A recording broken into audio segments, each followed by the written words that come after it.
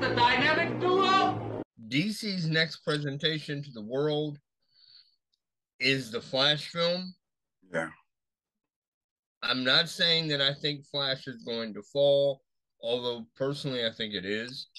And I really believe it's going to fall hard and flat. And I feel that it's going to fall fast.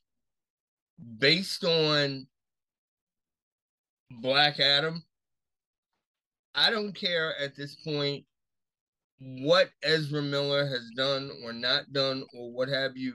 I am hard pressed to believe that the creators behind the Flashpoint project have given that film, and I know this isn't fair, but I'm going to say it, have given that film the same energy and respect that we saw from Black Adam last night. Something just tells me it's not there, and because of all the political and social rocks that the Flash has hit, I think it's going to kill the film. And David Zaslav, as producer and as executive head of Warner Brothers, I think he's made a mistake. I truly do, because I would have taken the Flash and, all right, you want to release it, put it on streaming. The movie that I still would have released, even if it would have been a gamble in theaters, would have been Batgirl. I think he made a mistake getting rid of Batgirl and keeping the Flash, because I truly do believe the Flash is going to fall flat on its face. Yet again, I don't disagree with you. There is an interesting caveat to what you said, which is to say, apparently, the Flash movie is so good that, and it what's the word?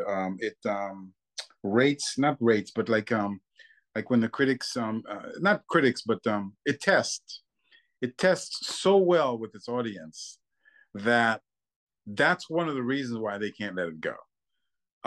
It's like everyone who sees it, yeah, it's been said. It's been said that this movie has so much heart, it's so compelling, so good, that part of the reason why they can't let it go completely, because they've tried to let it go, they've wanted to let it go, is because, damn, this thing is it just tests so too well, and they're facing like, do we walk away from this opportunity? I don't know if you heard, but Ezra Miller is actually facing like real jail time. He's looking at 25 years. Yeah, like substantial jail time. Yeah. Is he gonna get it? Probably not. But could he get 2, 3, 4 years? Perhaps. When you're facing 25, you could get 5 and get out in 1. That kind of stuff. So he's facing real jail time. So WB definitely has a choice in their hands. Having said that, the movie being good and everything, I do still agree with you that in this case you offer it up in streaming, you maximize your HBO Max. If it's going to be that good in the box office, then it's going to be that good for HBO. So you pass it on to there. And I would also say do the Batgirl streaming as well.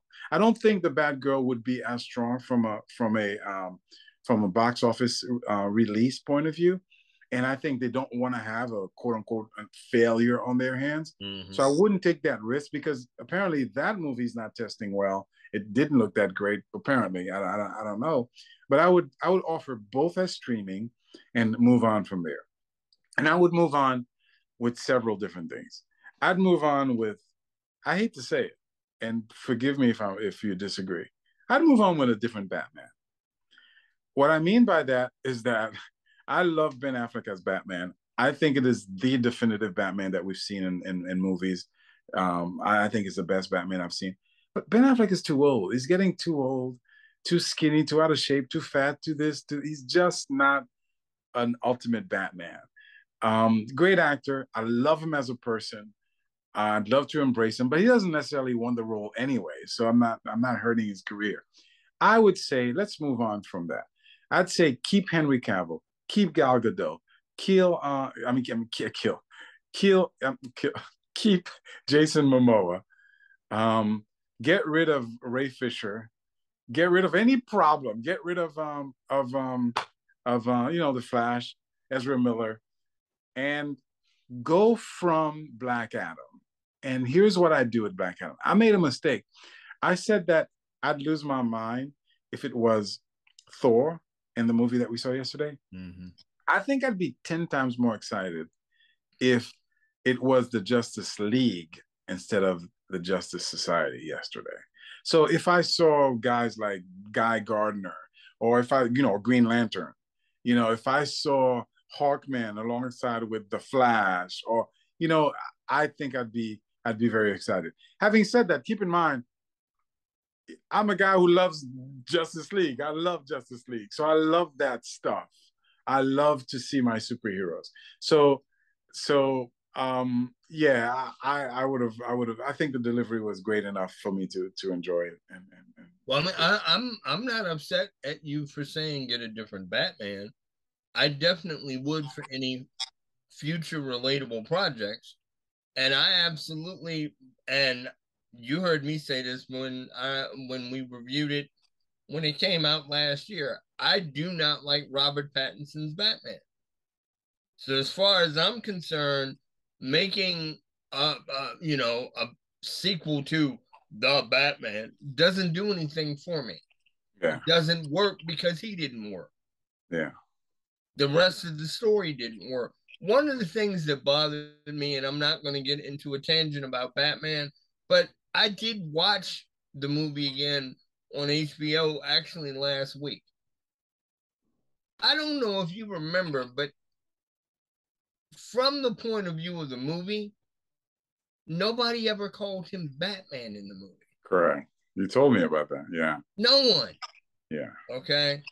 The entire time that Selena referred to him, she called him Vengeance. Yeah. The enemies called him Vengeance. Yeah. That doesn't work.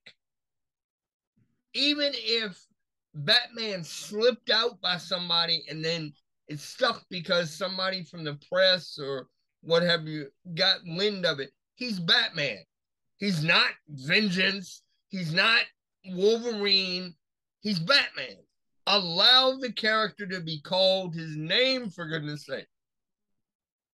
That pulled me out of the movie when we first saw it. It was like, is anybody ever going to call him Batman? Yeah. I honestly thought at the very end of the film, between dealing with that last scene where he and Selena separated, I thought she was going to look him into the eyes and say, Batman, I could get hooked on you or something. It never happened. And it was so like, And even watching that movie last week, when I was looking at it again, it was like, they made one bad decision after another with that thing. It doesn't gel. It doesn't flow. The story doesn't work. To me, it's not a good movie. You were asking me about a rating system yesterday. Go. You know what I give that movie? Okay. Between a deep C minus and wow. a D. The movie doesn't work. Wow. I have to say I have a different opinion on that. A slightly different opinion. I understand and agree with a lot of what you said, but I don't think it was a bad movie. I don't think it was a D movie. In fact, I think it was a very, very good movie. I would go as far as to give it a B plus, A minus as a movie. Yes. A B. I'd say I'm going to stick with B plus, and the reason why it's B plus and not an A minus is because the culmination at the end was kind of a dud, rather than it didn't. The climax wasn't as powerful as that it could have and should have been, but everything else to me in the movie was a B plus, A minus type situation in this sense. I thought it was well directed. I thought it was well acted. I thought the cinematography was very strong and very, very powerful. I thought the story was good. It was good. Not the greatest story I've ever seen. I thought the story was good, solid. So with a solid story, with good cinematography and good acting performance and good directing, that accumulates to a B minus, A minus, B plus situation. Now, having said that, do I rate the Batman as a B minus for me? And the answer is no.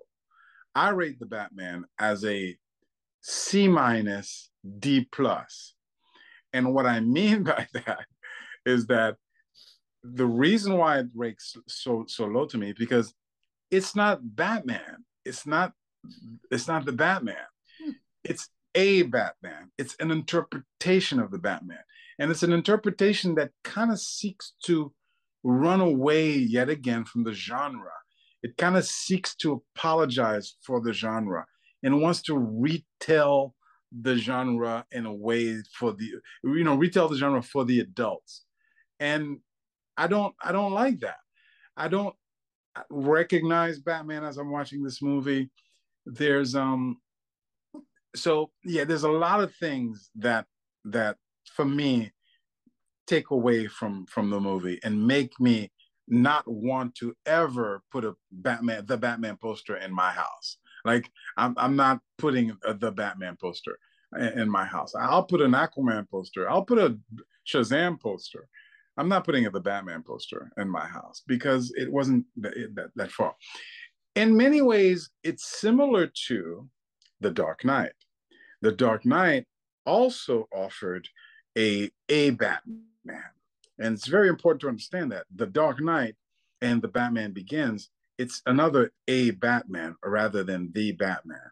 The difference, in my opinion, why I would put a Dark Knight poster in my house, in fact, I'm planning to put a Dark Knight poster in my new house, is that compared to the Batman, in my opinion, I know you disagree, but in my opinion, The Dark Knight was not good. It was great. In my opinion, it was a great, great, great movie. And the fact that it wasn't full-on superhero Batman is excused by its greatness. There are scenes in The Dark Knight that to this day give me goosebumps, like goosebumps completely. So that's how I feel about it. Gotcha. That's how I feel about it. I mean, some of what you said I agree with. Other elements, maybe not so much. That's fine. It's since I brought it up, I'm going to go ahead and say this is another reason why I don't think, for me, that the sequel they're planning is going to work. Because you've gone from his early days with the first film, and this second movie is supposed to revolve around A, Mr. Freeze again, and B, it's supposed to have a lot to do with Arkham Asylum. Okay? To me, you're not there yet. This is why I keep asking Hollywood on bended knee, if you're going to do these things and do them in any kind of succession, what needs to happen is you need a Robin included movie. Going from his early days into Arkham Asylum, it didn't happen that quick. It wasn't there that quick. You need a dynamic duo, a la you and I. You need that in order for these films to balance themselves out. You know, but it's a little bit like when we've had the X-Men discussion. If all of a sudden you drop in another Arkham-based movie, which in a manner of speaking you've already had from previous presentations, where are you gonna go after that? What's your third movie? What's your crowning achievement? You don't have one when you do it like this. When you jump this far forward with any character, whether it be Batman, the Green Lantern, the Green Hornet, X-Men, Spider-Man, when you jump this far forward, you've got nowhere to go at the end of the day. And you know that these studios are signing these people to multiple contracts. So where is your story if you don't slow down? I yet again couldn't agree with you more. In fact, I would not take it a step further, but I would reiterate what you're saying by saying not only are we not ready for Arkham Asylum, but how about we just deliver an exciting, fun Batman movie. How about we do the superhero Batman version? How about we do that? I mean, do you know what I mean? Like, how about we do Batman in his colors with a superhero? I'm talking about gray and the yellow chest. How about we have an adventure, fun, action-packed Batman versus Terminator, Batman versus Killer Croc, something that could be like awesome and exciting to watch and to see. How about we go there? And how about through that we introduce Robin, because it will make more sense for Robin to wear his colorful costumes if Batman is not all dark or something. Like right now, Robin couldn't fit in the Batman movie because it's just too dark. Why would somebody be wearing yellow shorts? So they'd have to change the shorts and have to change the colors, and it wouldn't be Robin. It would be Robin in name only. So how about we change that whole approach and just do an exciting, awesome, action-packed Batman movie? There's a mistake that I think you're going to agree with me on, and I look at you as the Batman aficionado, so correct me if I'm wrong. But Batman is in fact a brooding character. Batman, in fact, has a tragic beginning. But this brooding nonsense that's going on with Batman has gone too far. Yes. Like it's gone too far.